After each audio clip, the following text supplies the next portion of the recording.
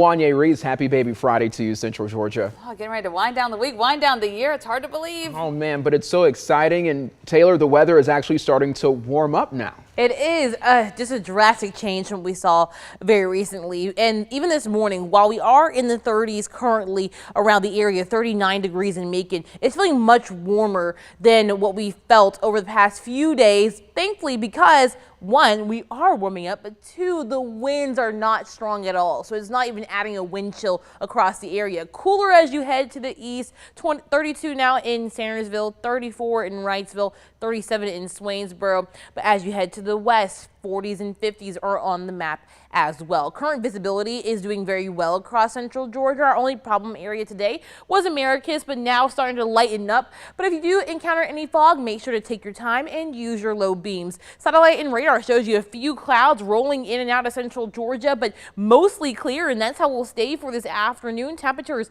in the mid to upper 60s, low 70s are possible if you live south and east of Macon and Warner Robins. More warmth is on the way, but rain chances are too. I'll break down the full 7-day forecast that comes up in a few minutes.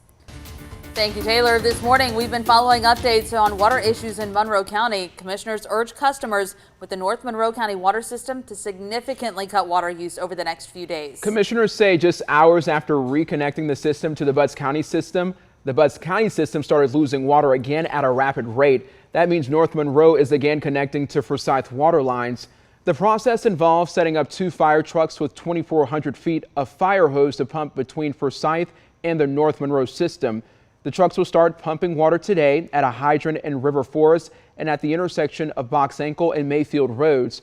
Customers do remain under a boil water advisory.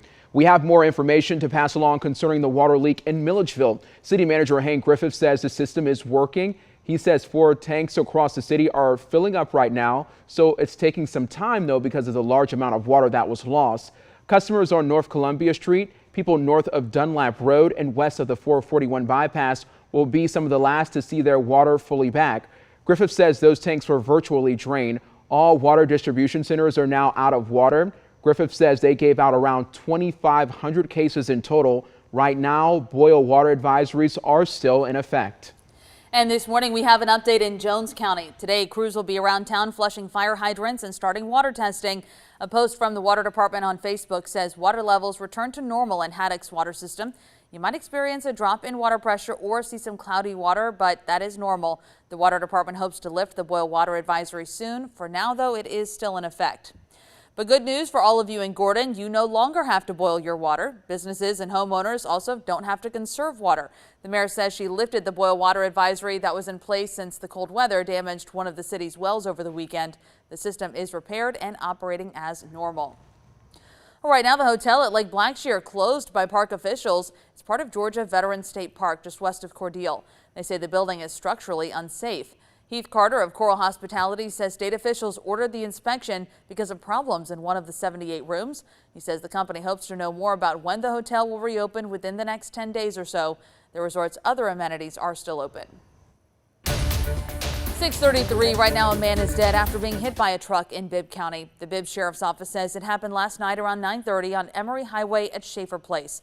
They say 71-year-old Larry Blash stepped in front of a truck driving down Emory. Deputy Coroner Ronnie Miley says Blash died there. No one else got hurt. Right now, we're taking a closer look at drug overdoses here in Central Georgia. On Tuesday night in Macon, 2 men died and a woman was sent to the hospital after overdosing at a North Macon motel. We talked to Marissa Cody, the overdose specialist for the North Central Health District, about the concern over fentanyl overdoses. One week we'll see a big increase, say in Bibb County. The next week there'll be a decrease. Cody says back in 2021, there were more than 107,000 deadly overdoses nationally. Georgia made up more than 2,000 of that number. The North Central Health District also saw 114 deaths. In all these cases, more than 65% were opioid related. Cody says that points to the possibility of fentanyl, a synthetic opioid, being laced into other drugs. The chief of emergency medicine at Piedmont says the drug is a big concern for them. Eventually what it will lead to is them stopping their natural breathing, which of course will lead to death if not corrected in a very quick fashion. Both understand drug addiction is hard to beat. With that in mind, Cody offered some tips for users to stay safe as they can. Number 1, never use alone.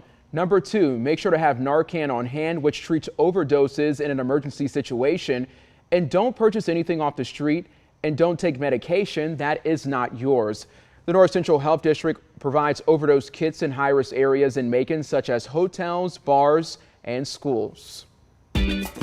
Well, the time is now 6:35. The annual week-long celebration of family, community, and culture continues in Kwanzaa. George Muhammad explains today's theme centered around understanding cooperative economics. Ujamaa is the 4th day of Kwanzaa.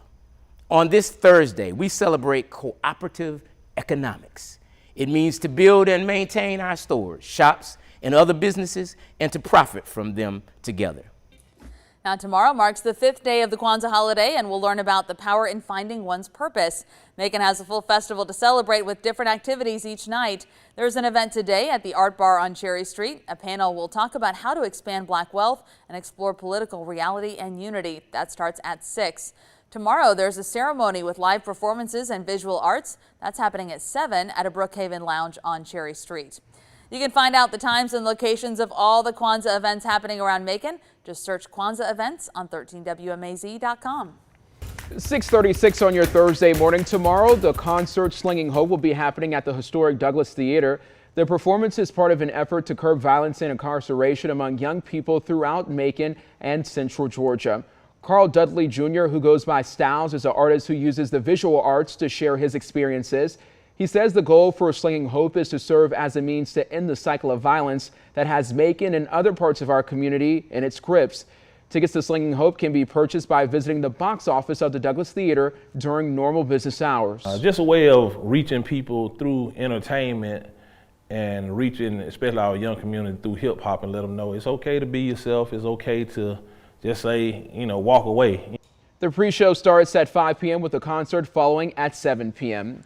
From MLK to Poplar Street, this is your last weekend to see the light shine bright in Macon. The Macon Christmas Light Extravaganza spans 4.5 city blocks in the center of downtown Macon. Nightly shows are completely free and open to the public. Came out tonight to look at the lights, and we didn't get to come before Christmas because it was kind of cold, so we came out tonight to look at walk through the lights and have a good time, have some girl time. There we go. I like that. Spending some quality time. The glow of 600,000 Christmas lights continues until this Sunday, Caitlin. Always such a good time to go out there. Central Georgia is getting ready to ring in the new year, especially down in Perry. You can celebrate with a Perry Buzzer Drop. The streets will be filled with live music, food, drink vendors, and a countdown for the kids. It's happening Saturday night on Carroll Street. DJ Mixmaster T will perform from 7 to 9. Cash's Juke Joint will play into the new year. The kids' countdown starts at 8. It is always a good time. Road closures start at 3, and affected roads will be Carroll Street from Washington to Jernigan Street and Ball Street from Commerce to Main Street. If you go out to the party, Georgia fans, don't you worry. They'll have a 16-foot screen on Ball Street to watch the Peach Bowl game between the Dogs and Ohio State. In Dooley County, you're definitely not going to see a crystal ball like in New York City, but you'll be in hog heaven with their New Year's Eve event. The 6th annual Hog Drop is happening in Unadilla. They'll have pig racing, music, chainsaw carving, lots of barbecue, and a fireworks show when the hog drops. Party starts at 6 p.m. New Year's Eve. And Saturday at Society Garden, you can bring the kiddos, let them have a New Year's Eve throwdown. It all starts at 6 with a countdown at 8. They'll have snacks, hats, and party favors. DJ Pickles will bring some kid-friendly tunes. It's $5 for everyone over the age of 5 at the door. Coming up on 13 WMAZ Morning. A number of nations are monitoring rising COVID cases in China. I'm Skyler Henry in Washington with the growing U.S. concerns about China's transparency. Plus, more details on how some Central Georgians are still trying to make their way back home from holiday trips. We share Southwest Airlines' response to what is happening. Right now, the time is 6:39. We've got so many events coming up this weekend to celebrate the new year. So many great events. I'm so happy that the cold is gone, and I'm happy that that rain chance, it seems like it's going to be a lot earlier than what we were originally looking at. Yep, but you're definitely going to need the rain boots for heading out because it's going to be a little bit soggy. So maybe not the most ideal stuff. I think I'm going to stay inside and just watch it from my TV. I think that's the best bet for anybody for this weekend. But still, even if you do want to go out and watch any of those drops or watch fireworks shows, it should still be all good across not only central Georgia, but most of the Peach State. Right now, here's a live look from a dry scene in downtown Dublin. Temperatures, though, cold, but relatively warmer than what we've been seeing very recently. Temperatures in the low 30s, right at freezing in Lawrence County area wide. We're seeing 30s in Milledgeville, 33 now in Cochran, 35 in Hawkinsville, 39 in Byron, 44 in Roberta, and now 47 in Montezuma. Area wide, warmer as you head west, a little cooler as you head east, but again, relatively warmer than what we've seen. About 10 to 15 degrees above this time yesterday around 6:40 a.m. So you're going to notice that throughout the next few days, each day does get warmer and warmer. Cloud cover will be possible as we head into parts of Thursday morning, but we will stay dry. Make sure you have the jacket as you head out the door, but you can shed that by the afternoon. Temperatures already in the upper 50s, low 60s by Thursday at lunchtime. By 3 p.m., the warmest part of the day, temperatures in the mid to upper 60s, low 70s are possible as well. Thursday looks to be gorgeous, and then we still have warmer weather coming even beyond today. Temperatures rising to the upper 60s by the time we head into New Year's Eve and New Year's Day, but 70s on the map into the first few days of January. But it does come with a little bit of a cost. We do have rain chances rolling in, so make sure you have the umbrella, or at least dust it off a little bit, and you'll keep it on you really for the next few days. So Friday is when the rain does start. Most of the rain will be confined to places that are going to be east of I-75, maybe a sprinkle or two overnight, and then maybe a few more showers into the mid-morning, into the early afternoon. But the heaviest rain doesn't really come until early Saturday morning. It's all along a cold front. Now, this cold front seems to be a little bit weaker than expected, but also because it comes in during the early morning hours on Saturday, this is 3 a.m. Saturday morning, it won't be able to take part in the heat of the day to get any energy going. So what we'll really see is maybe some heavy downpours, maybe a rumble of thunder or two. It will weaken as we head through the rest of the morning. By the mid-morning, we should be mainly dry. A few showers or still could linger as we head into Saturday afternoon and evening. They'll be confined to places that are going to be south of Macon and Warner Robins, but most of the rain, if not all of it, should be gone as you're trying to shoot off those fireworks on New Year's Eve. Now, Sunday looks to be great with a few clouds rolling out, maybe a small rain chance in the morning, but 70s are in the picture to start off the first couple of days of January, and then more rain chances come along, a cold front in the middle of next week.